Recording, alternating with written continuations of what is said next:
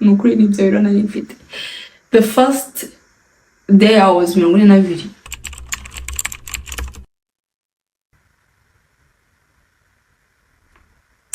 I don't know too, but you call me well. That memory ntabwo yamva.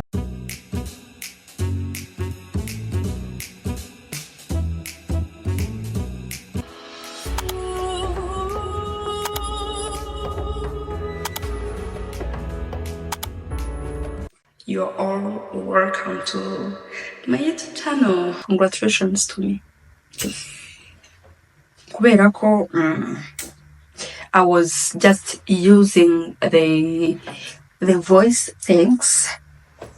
Ntabwo ngaragara. So I am here. Just subscribe. Make sure you don't miss anything. I'm starting with answering the questions so that nanjye mpitamo gusubiza ibibazo bimwe na bimwe biri butume njye namwe tumenyana byimbitse. Hari byinshi mwamenye kuri iyi channel. It's mine. Uriya yari njyewe and I'm coming to answer those questions. Okay, well, reka gumye nkoresha Ikinyarwanda mvange n'Icyongereza. Gen Z nuko tusigaye tubayeho. Icyongereza ntabwo tukizi, Ikinyarwanda ntabwo tukizi, we just mix.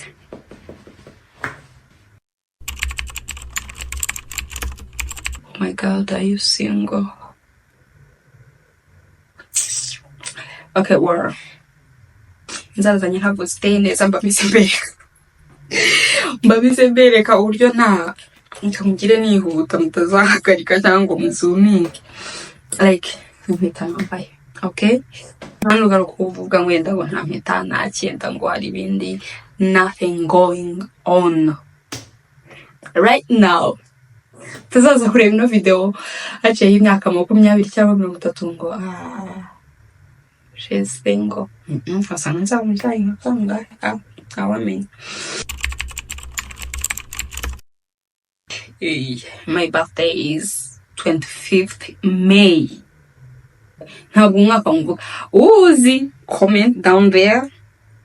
Kuzi umwaka mvukamo and guess my age because ndashaje. I'm just thinking of my age and ndahiye.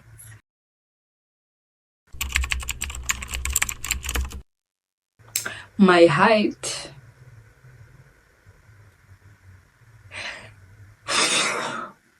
Reka mbabwire ndi mugufi. There is this video I was taking. Banambaye inkweto ndende and like mukagira ngo nibyatanje uretse nzakora video magazine. And I was doing this video ndi kwerekana imisatsi, then you look, wow, it's this. Ningi nerekana gasa. And my God, inkweto kako zari ndende nda sleeping. Ariko izo nkweto ntabwo zari ziteye ibyago cyane. Ntabwo zari ziteye ibyago kuko like namanu yakarenge karamanuka kagera hasi. Oh my God, mba mugufi. Ndazamu. So, urero ganjye nawo usundi uvuge. Ntabwo mbuvuga. Ariko ndi mugufi. Ariko ntabwo ndi mugufi cyane. Kindi ntabwo ari intege ku mwana w'umukobwa. Ndi mugufi. Hari abantu nsumba benshi.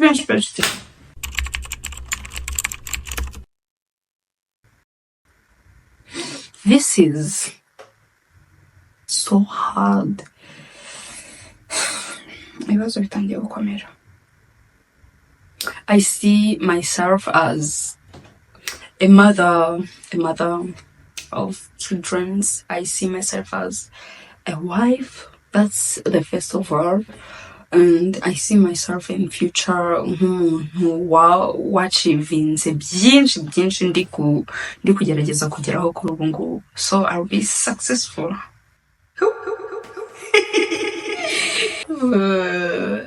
be successful. Nzaba narabigezeho kubera ko trying my best. I'm trying my best kandi ndabizi neza inshallah.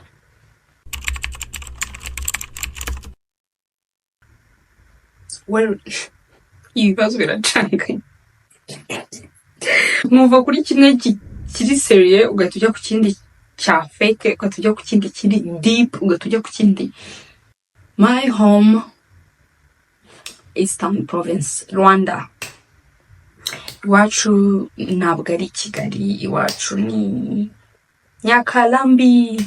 Endo umuntu uzi Kurusumo, well, tuvuga uvuye Kigali, uratega ukagenda ukagera i Rwamagana, ukagenda ukagera i Kayonza, aho ukaharenga ukagenda ukagera naho wagera i Kayonza ugakomeza gutya ntukomeze gutya ujya Nyagatare, ugakomeza gutya ugakomeza ukagera ahitwa Ingoma, ukaharenga ukagera mu karere ka Kirehe.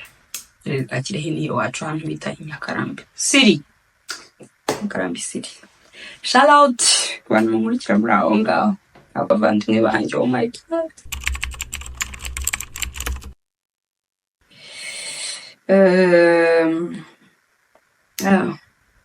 I'm the kind of person who prefer to ask for advice. Nubwo atari kenshi, hari igihe umuntu aba yipapa k'imama, ariko kenshi ndakugisha inama nyine tu. Ndakugisha inama, so iyo ngiye kugisha inama hari umuntu nzigisha. Ngisha inama my aunt, my lovely aunt. Shout out to you, my lovely aunt. Aunt wanjye, wa best friend, wari bwagira umuvandi, baswita abavandimwe, wari bwagire umuntu mugira icyo mupfana, relative, umuntu like wo muri famille, mugakundana mukaba umwe mugahuza. Oh my god, akakubera umubyeyi, akamubera umwana, cyangwa se ukisanga umubereye umuvandimwe. That's how my aunt is. And arikwiyumva jya mugisha inama rero kenshi. Ntabwo tubana, ntabwo ari Kigali, ariko ngerageza turi in touch cyane ku buryo, oh my god, buri kintu kiri ku everything which is going on in my life, ask my auntie. But I have my best friend too, nawe mugisha inama, ariko aka kanya mwansabye umwe, let me say my auntie.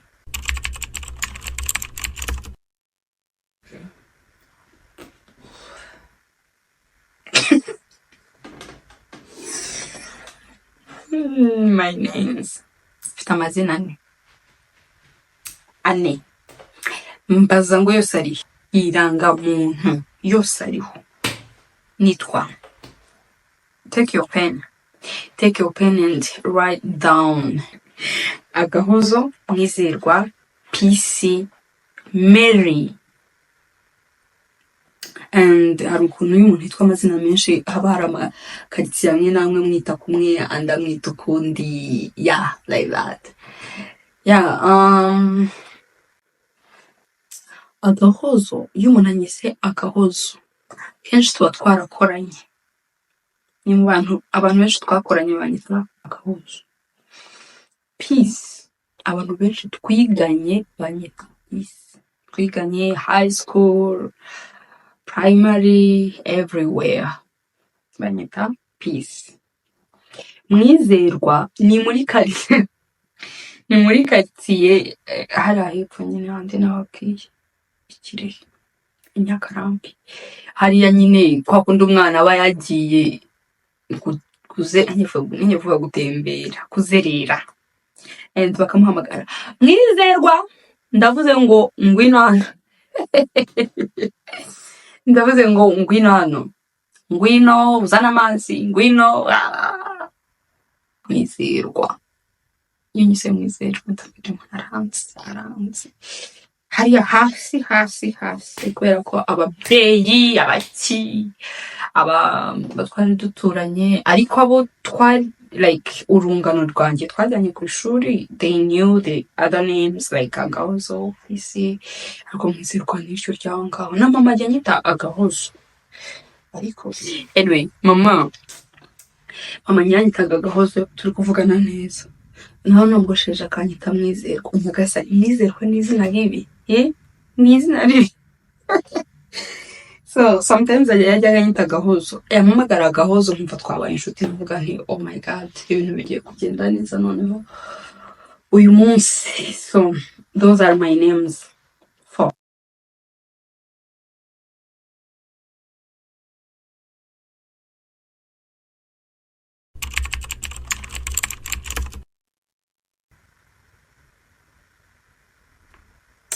I don't know too, but ntabwo ari no kugisangamo kubera ko narabiharaniye, and nabivuga byaba birebire, ariko I started studying journalism in 2017. Kuva mu mwaka wa 2017 natangiye kwiga itangazamakuru, and ndahirwa mu mwaka wa 2018 ngitangira kwiga journalism mpita njya no kurikora. Nanjye ndumva volunteer, ndumva ibyo byo maybe ntibirebire cyane, ariko nararyize itangazamakuru ndarirangiza, ndigiriramo amahirwe niga nkomeza kuryiga nkora. Ndimazemo imyaka myinshi, se nigeze mu 8. Oh my god. Basing on my experience, it's not easy. It's not easy, but again, it's so easy. It's not easy, but it's so easy. You know, igihugu cyacu cyateje imbere umwana w'umukobwa ku isonga imbere cyane, baramufasha mu myigire, mu kubona akazi, gender balance ahantu hose. So aho ngaho nirwo ruhande biri easy, kubera ko nibyo pe, ntabwo ari ibyo kuvuga gusa ngo Rwanda ngo abakobwa iki, turashyigikiwe pe muri secteur zose, zaba iz'abikorera n'izindi zitandukanye. So bikomera iyo usanze some individuals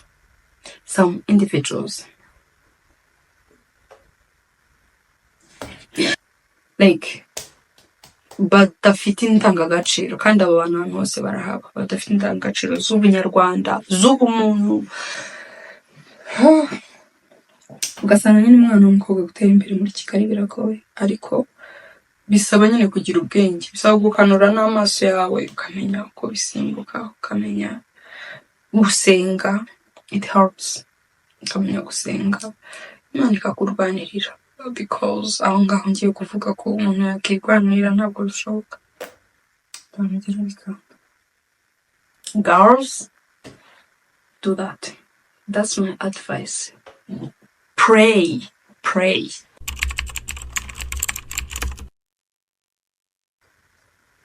Ntabwo nanga aba feministe, please. I really don't. Ntabwo nanga aba feministe.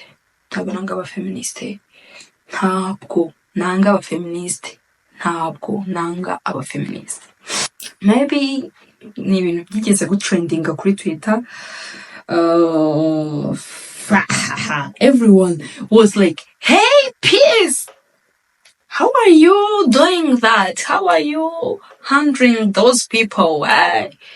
Nyine ni ukubera ni imyumvire imwe n'imwe itaragiye ihura, hanyuma ni expressing my points of view. So ntabwo njye numvaga zimwe muri views zabo, ariko ntabwo ari byose, kubera ko bafatiye runini umwana w'umukobwa, bamufasha kwigirira confidence, kumva ko yashobora bimwe n'ibindi. So rero ntabwo mbanga ni tuntu, kandi maybe katari nabo, ahubwo hari bamwe muri bo babifata uko bitari, bakabifata nabi, bakabyita amazina atariyo, bagashyiramo ibikomere, depression. So ugasanga byiswe ukundi kandi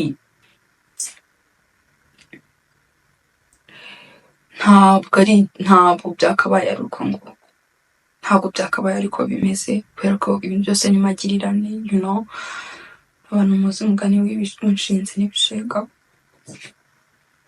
abantu muzi umugani w'inshinzi n'ibishega wabayeho mu Rwanda mwarabibonye ko ari magirirane nyine bamwe bagomba kubaho n'abandi bakabaho ntabwo ndi buvuga ariko nyine ni uko nguko byagenze abagore bisanze bagomba gukenera abagabo kugira ngo diversity ubuzima bukomeze kubaho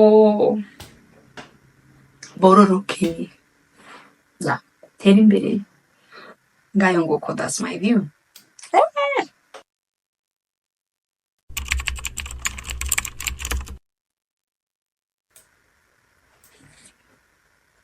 Sometimes I'm funny, but not to everyone. Another time, ikindi gihe mba ndi timide, ikindi gihe mba nisanzuye, ikindi gihe ntabwo mvuga. Ese uko nakivuga gute? Okay, well, reka mbisotinge gutya. Iyo ndi mu bantu banjye, mu nshuti zanjye, mu bantu bari close to me, mba nisanzuye. Mba nisanzuye pe. Mba nsakuza, mba mvuga, mba nisanzuye, mba numva ndi safe, nicyo mba ndi kwiyumvamo mu mubiri. So, iyo ndi kumwe n'abantu ntazi, cyangwa se ntaramenya, mba ndi timide, numva nyine nta bintu byinshi mfite byo kuvuga, ndi observinga, ndeba, ku buryo umuntu utanze ashobora kureba akavuga ati, peace nta vibe, ntabwo avuga, ashobora kuba yaciye amazi abantu, ashobora kuba, icyo gihe bari kurwana n'umutima, nibaza abantu se ndamenera he, ese ndazana ubusazi bwanjye, ese like that. Nuko nakivuga, ntabwo bisobanutse, ukuntu umeze ntabwo bisobanutse, nta muntu nzi neza mukomeze kubera ko mwabaza ibintu ndazi ibindi, rero biterwa n'uwo turi kumwe.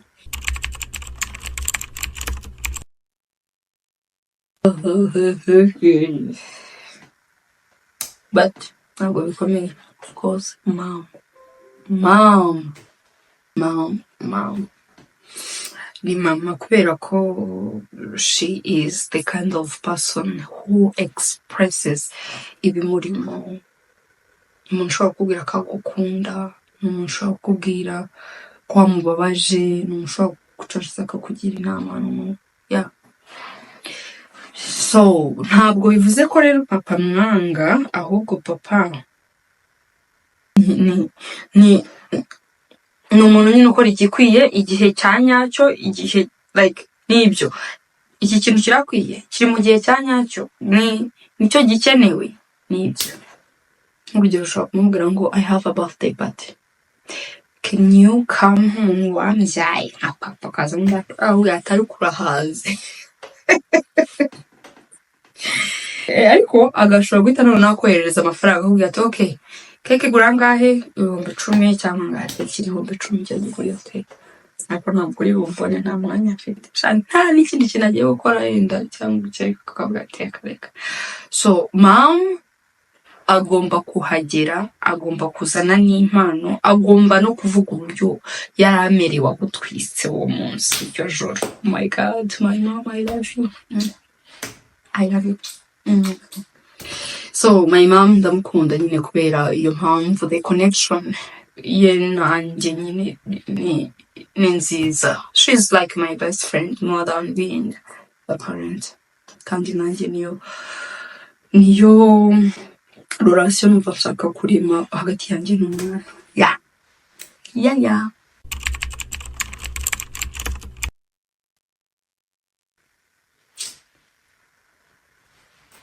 Mbabwire, nta kintu cyiza kibaho nko gufasha. Charity. Nujya kuri account ya X yanjye uri busange hariho muri bio hariho ngo humanity is my religion. mu myumvire yanjye aho kugira ngo ube umukatolika, umusilamu, w'umudivantiste, w'umuprotestant, w'umuki, wamenya idini ry'ubumuntu, the first of all humanity. Kubera ko ari amadini hari igihe nayo ubwayo ujya kureba ugasanga ari kudutanya, like ndi kujajika mugenzi wanjye, yambaye ijipo ngufi, ntabwo yiteze igitambaro, ntabwo, why kandi yenda yakaba yari umufasha cyangwa se niyo umufasha cyangwa se imubonamo ubundi bwiza, like buri muntu wese yifitemo ubwiza Imana yamuremanye. So that's what makes me alive. Iyo maze gufasha umuntu nkabona ko mufashije ikintu yari akeneye. Yeah, I like it. Niyo mbonye umuntu ahubwo singira icyo mufasha, nkabona kugira icyo mufasha ndakibuze, birambabaza nkasigara nibaza, oh my god, nashoboraga kuba namufashije ibi ngibi cyangwa ibi ngibi. So yeah, that's man, no kuri biranshimisha. Ntabwo nzi uburyo nabibabwira, maybe reka ndeke ko exaggeratinga, ntaza kugira emotion.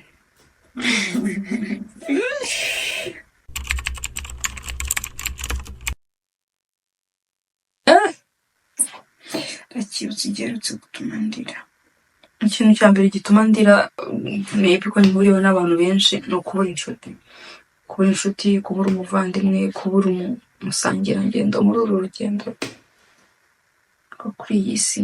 Birababaza, bitera agahinda. Bishobora gutuma ndira ni those movies ziba zibabaje. Umva ndeba movie ndi into it, inside the movie, meze nk'umuntu uriyo hariya.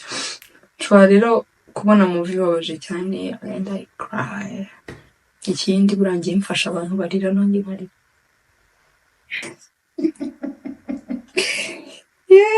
Nshobora kuba ndi strong, ndi nk'umuntu uri bukomeze umuntu mbonye urira, nkisanga nanjye namufashije. Umva ntanazi ngo niki kiri kumuriza, nkisanga rero nanjye namufashije. That's how I am.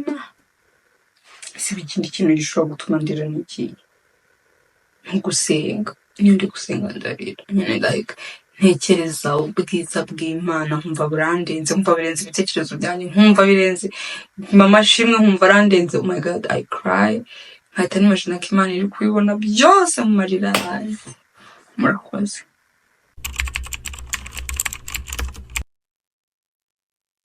I don't really watch movies. By'ukuri pisi nakubwira ngo agiye kureba movie uzavuga uti shaya boring yabuze n'icyakora. I don't like movies.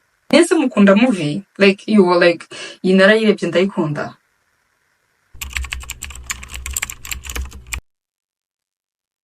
Favorite song. Iri bugaruke muri gospel rero. Babandi navuze nkunda Ben na Chance. Indirimbo yabo nkunda. Mbarumva nayikina kwa mitondo kujya nimugoroba muri iyi minsi ndayiharaye. Nabonye iharaye ndayikunda, nukuri nzahora nyikunda. Yitwa Zaburi yanjye. Baririmba ngo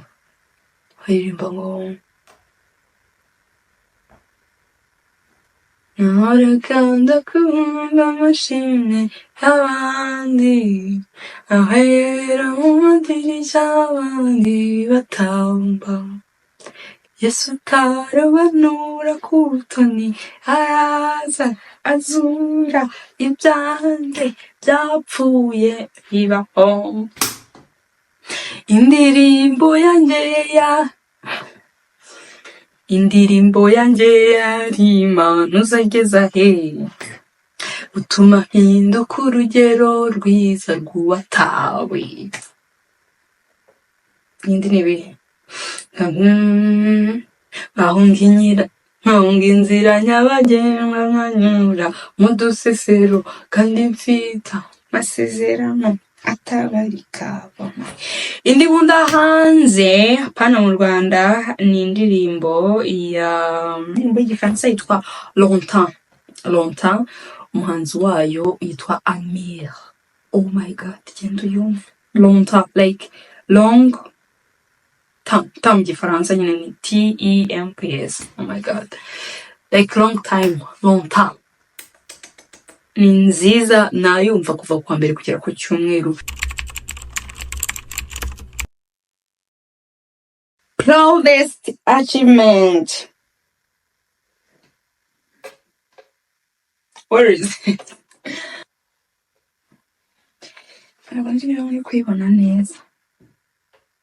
Development Journalism Awards,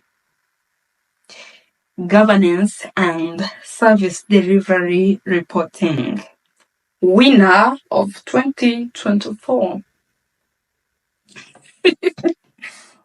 Yeah, I like it.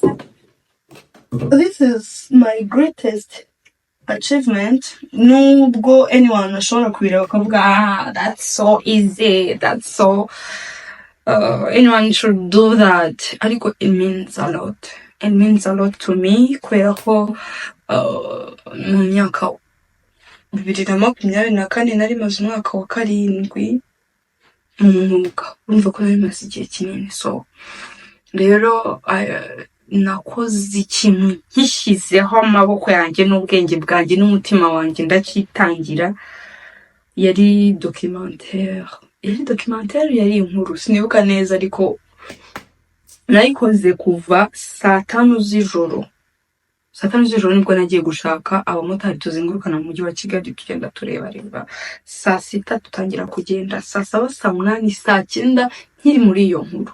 Ndi kugenda nkamera, ndi kugenda mvuga byo nabonaga ibiki byo kuri hari umuntu umwe shout out wabimfashijemo nyine akamfasha agakamera kubera ko yari stand up, inkuru yitwa stand up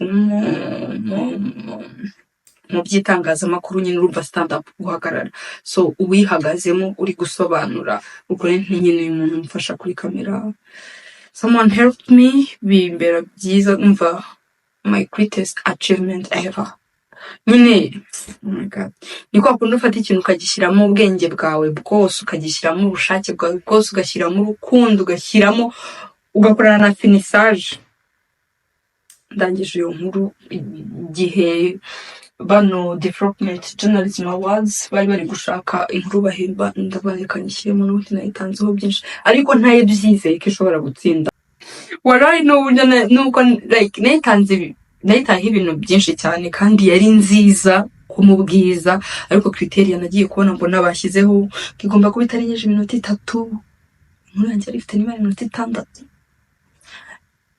Ikindi bari bashyizeho sinibuka icyari cyo, ariko nyine nkabona ndavuga ariko nayitaye imbaraga zanjye, reka mpfe gushyiraho.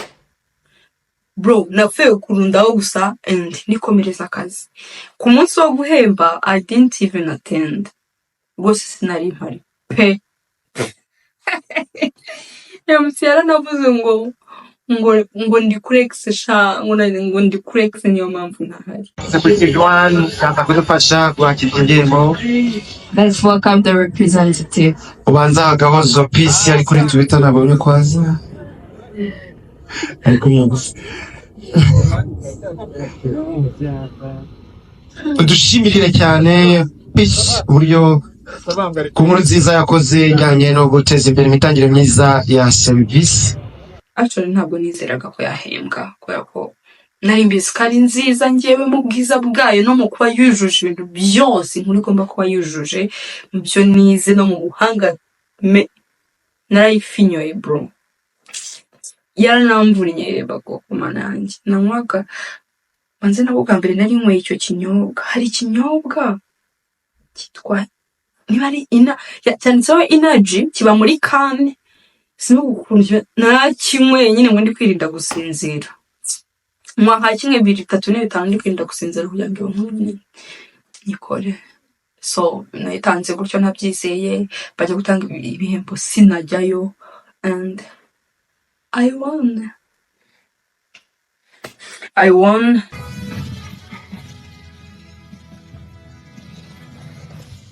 Mu cyiciro cy'inkuru zigamije guteza imbere imiyoborere myiza n'imitangire inoze ya serivisi, aricyo Governance and Service Delivery Reporting. Umwanya wa mbere wegukanywe na Agahozo Mwizerwa Mary Peace wa TV1. Agahozo Mwizerwa wa TV1. A round of applause to Agahozo from TV1 for the reporting of governance and service delivery.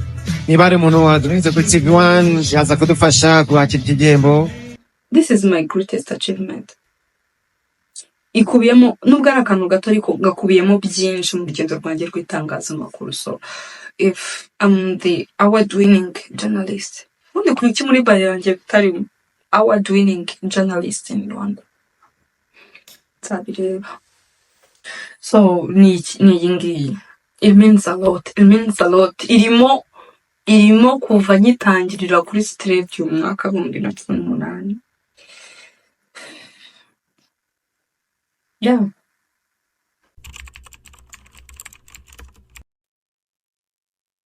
The happiest memory, nkuko nabibabwiye twari twabivuze biriya bijyanye na mama. Happiest memory byanga byakundiza mu mama kubera ko memories, she tries her best to make memories with me. There is this time when I nakoze graduation, my mom yarahari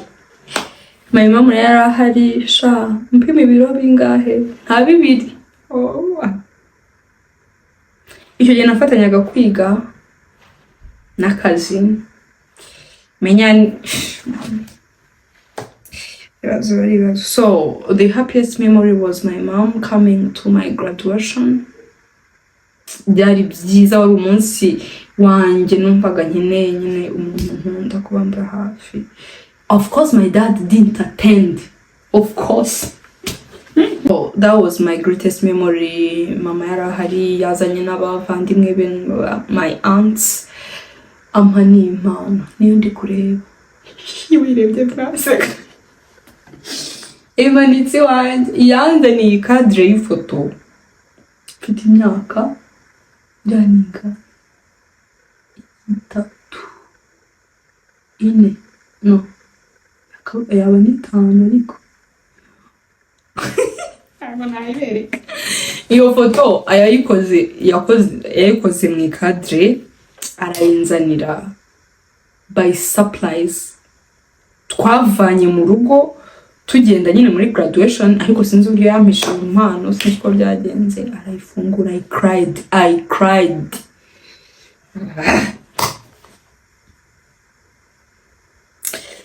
So this is my greatest memory. Yeah. Izagumaho kubera ko yari achievement, cyari ikintu. Bro, uziko nize bakadufungiraho kaminuza.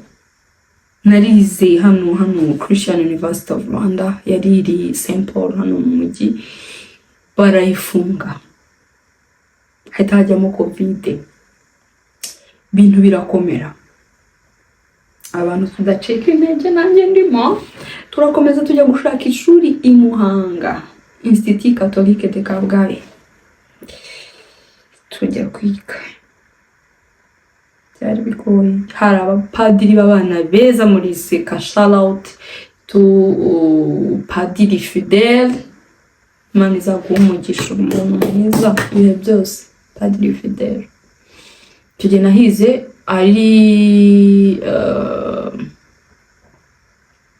vice chancellor, sinibuka cyangwa ubu nibwo ari vice chancellor, ntabwo nibuka neza, ariko icyo gihe yari umuntu mwiza ufasha abanyeshuri, utega amatwi akakumva bavuga ati mva byaranze hariya, ariko nyine ahangaha humura bizagenda neza. Wabonye minervari wayibuze uno wige, wabonye make yatange, byagenze gutya abana banjye mwige. Oh my god, I liked it.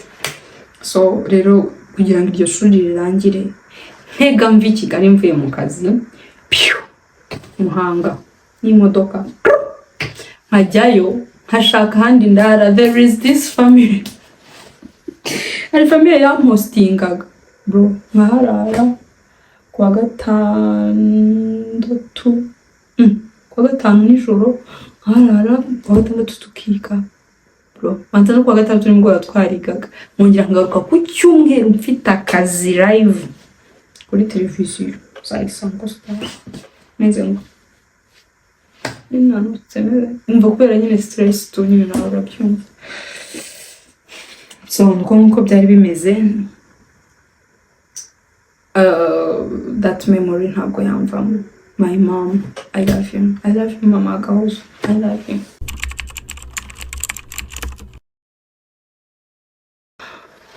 I fear not having a family. I fear not having children. I fear not being a mother or a wife. Ibaze ngiye abonye umwana wanjye nawe atambonye. That's my greatest fear on this world.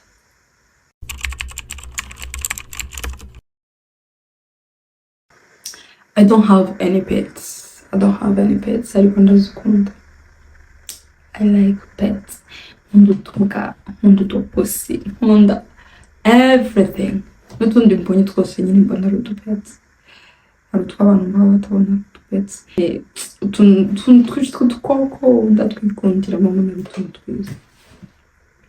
I don't have any pets. Impamvu ntayifite nuko mbona nta time mfite yayo, kandi nanone ntabwo ndi umuntu wumva ko ngiye nshobora gufata pet yanjye ibimbwa cyangwa ibipusi nkereza umuntu ayirere ayitembereze agira ateno. Igihe nabiboneye umwanya nzabikora kubera ko mba numva mbishaka kugira pet, ariko igihe cyose ntarayibonera umwanya ko nzawubona buretse nibura ikagira uwo muntu uyifasha bimwe muri byo, ariko nanjye nyine gira time yayo. So the reason why I don't have a pet nuko ntarabona umwanya uhagije nyine mba numva nagenera my pet.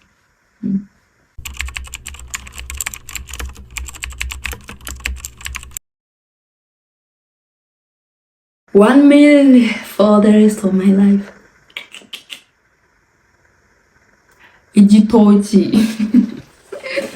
Igitoki nakirya kuwa mbere, kuwa kabiri, kuwa gatatu, kuwa kane, kuwa gatanu, kuwa gatandatu, ku cyumweru. Bwa mbere nkagiteka ifiriti, bwa mbere nkagitogosa, nkagishyiramo utunyanya. Bwa kabiri nkagiteka ifiriti. Bwa gatatu nkagiteka umunyige. Afata isosi, nkakora n'isosi ku ruhande. Bwa kane nkagiteka amaganda, bwa gatanu nkagicyotsa, bwa gatatu. Oh my god, nkunda igitoki. Ubwoko bwose ko kiri kose, I like it. Kandi sinjya nyine ndambirwa kubirya. Umva ni wacu nibyo byerayo. There. Ni wacu nibyo byerayo, ariko I don't get tired of eating bananas. Nkakirya ari umuneke, nkakirya ari umutobe. Ese n'iki kiba ari igitoki? Wagikozemo umutobe ntabwo kiba ari igitoki. So, yeah, igitoki ndagikunda cyane kasi. Ndifata nkagenda nkagihaha, nkagihata, nkakitekera ngewe ubwanjye. I like it so much.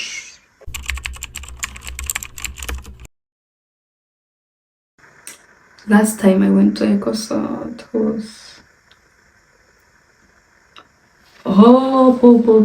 ni kera we. Umuhanzi witwa Ndasigwa. Kristo Ndasigwa yari yasohoye album yitwa Wahozeho Maybe muri BK Arena. Ngura tike njyayo ndabyina, byari bikomera. Ntabwo nkunda kujya mu makonseri mu by'ukuri, nyine icyo kibazo ndakigira. Barumva kujya mu bantu benshi ari ikibazo, ariko amakonseri ya gospel keretse iyo nabuze umwanya ni kwa kundi mba nifitiye akanya, ariko iyo nabonye umwanya rwose amakonseri ya gospel ndayakunda. So I was there. Nicyo gihe merukira. Ntabwo nibuka ngo ni kera bingana gute, ariko narindiyo. Wahozeho concert. Niba nibuka neza, niba ntibeshya, ariko niyo ngiyo. Impamvu ndi kuvuga ngo nibeshye ni izina rya concert. wundi icyo gihe cyo niho mpirukira muri concert.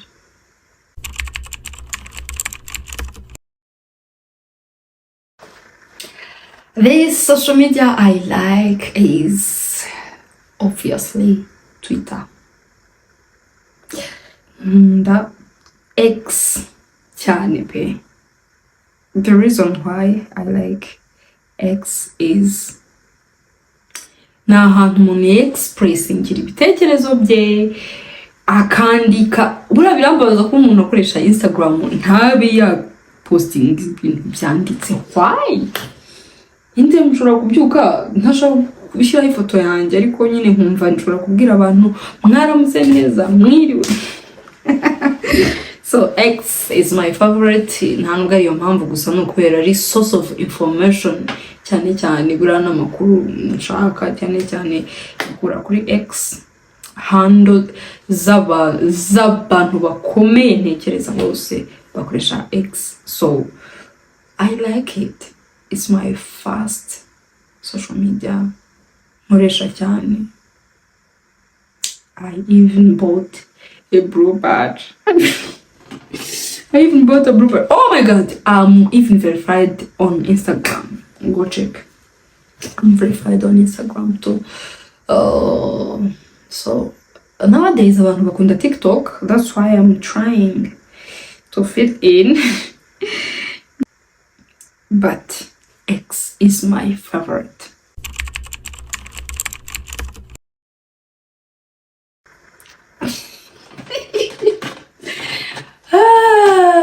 I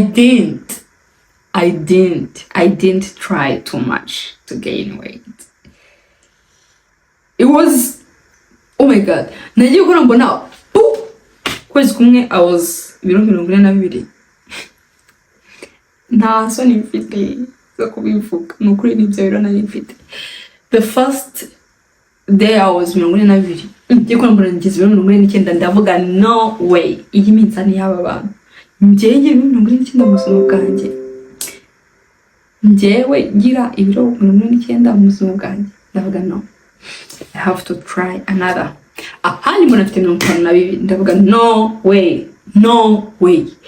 Sasa ibyo ntangiye kwibaza no way imyenda itangira kundenga. Mwenda nambaye ejo wasanga rukumeshe reka ndebe. Oh my god, biranga n'amanyerera no muri miliwari. Abantu bakamwe ndabyushye ntarabibona iki. Nyine byarihuse icyo gihe nari mpindura akazi mvuye hamwe ngiye ahandi. Maybe karimiriye n'imitekerereze yari hindutse. Yeah, I was walking ahantu hamwe ndahindura njya aho ndubu ngubu niho nageze ntangira kubyibuha. Yeah, so bibaho maybe aho ngiye byarantunguye. Nabajije na muganga namaza what happening to my life, what's happening in my life. Ese ntabwo naba ndwaye, nta kintu cyaba kiri mu mubiri wanjye kiri kuntera umubyibuho gishobora gutuma napfa ejo cyangwa ejo bundi. Ngangande baraseka. Uzi nambwiye ngo wait nijoro uzabigeza ndavuga ndapfuye. So nowadays ndi gukora siporo yamuneka kuba ikibyeyi ubwo nabyo ntabwo ari bibi ariko iyo izaba video kwayo yo kugaruka kuzana ibiro. N'undi wese wishaka ashyira muri comment ambwire niba ashaka ko nkora video ijyanye no kugaminga ibiro. Yeah, so that's it. I didn't try too much. Anyway, before I tried too much ariko ntibyakunda. Nkafata yogurt nkavangamo imineke nkavanga bikanga ariko nyine nkanasenga. Nasenga ati Imana mfasha no kuri nzabyibushye ndibuka nayihaye Imana intego nyiha imyaka runaka nayo ndi buvuge Imana koko ngiye kugeza iyi myaka nkingana burya.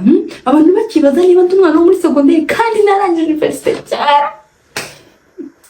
Abantu bakimbwira ngo kanukana birababaza umuntu ngo ngakanukana katarangije kwiga kakoze drop out. Oh my god.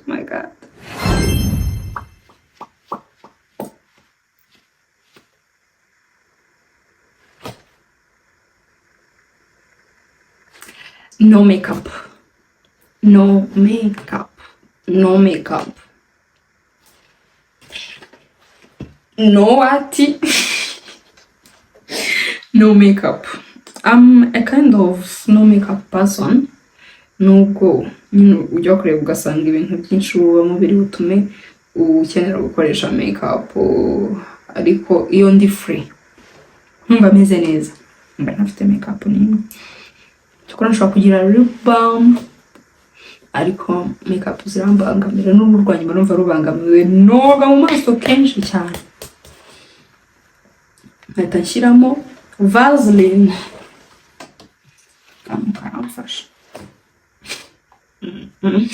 Aya ngaya rwose kuko bata cocoa radiant Vaseline aramfasha cyane. Uzi kugira ngo mbone amavuta atanu gusa babigoye koga yikari Kigali. Turahenze tuntu tuvaseline rwose. Aka ngaka kabisa ubona ko ndagakoresha iyo ufite inzara ndende ukozamo ngo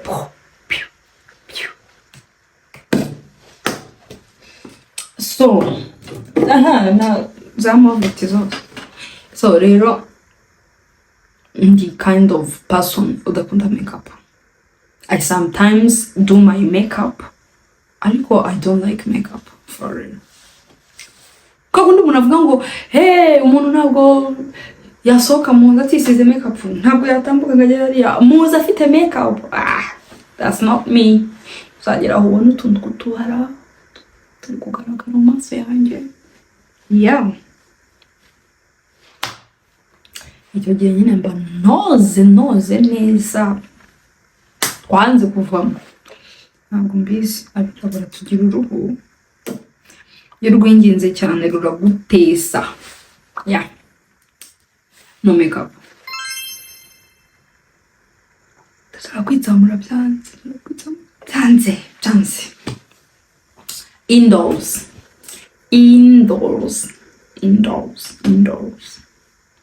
Kubera ko ntabwo ndi umuntu ukunda kuri out pe. Nshobora kwifugirana mu nzu n'abaturanyi banjye ntibamenye who is there, who lives there. Nkabyuka mu gitondo ku kazi agaruka mu nzu hinga, everything ni mu nzu, barete ni mu nzu, igikoni ni mu nzu, everything ni mu nzu. Ndajyanze gukora iki?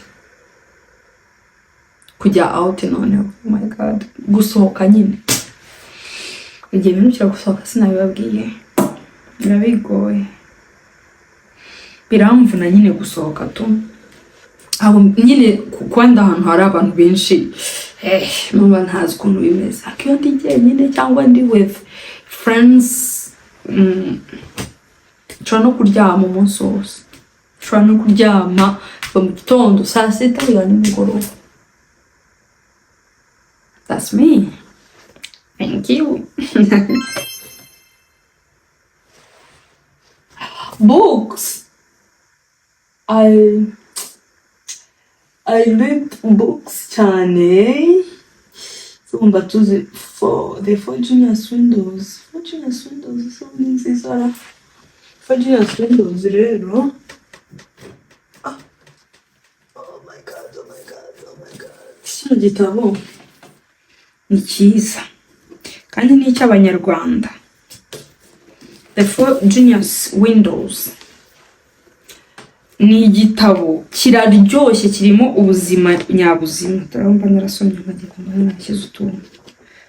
Urumva kiraryoshye, ni icy'umuntu bita Eric Nitanga afatanije na Frank Rubaduka. Kiraryoshye bro.